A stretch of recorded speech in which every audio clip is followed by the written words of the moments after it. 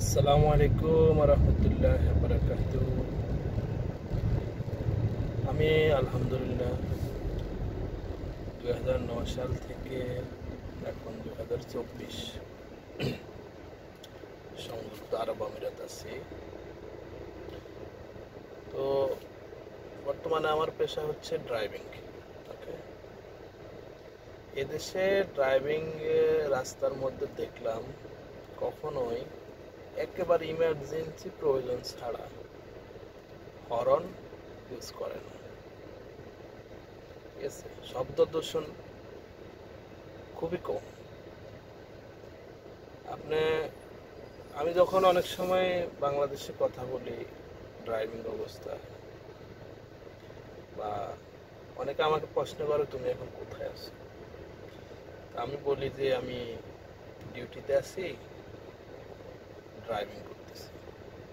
কিন্তু এই কথাটা অনেকে বিশ্বাস করতে চায় না, কারণ কোনো শব্দ পাচ্ছে না, গাড়ির গ্লাস বন্ধ, গাড়ির এসি চলতেছে।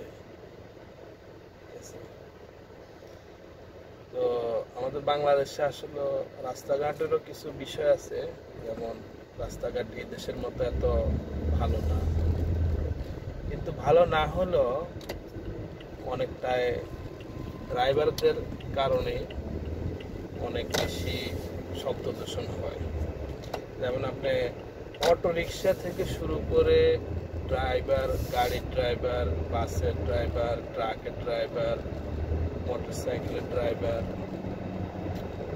সবাই শব্দ দূষণটা মানে এত ইউজ করে, এত শব্দ ইউজ করে, এত হর্ন ইউজ করে, যা আসলে রাস্তায় বের হলে আপনি বুঝবেন যে শব্দ দূষণ কাকে বলে, শব্দ কেমন, কি কি এবং কত প্রকার।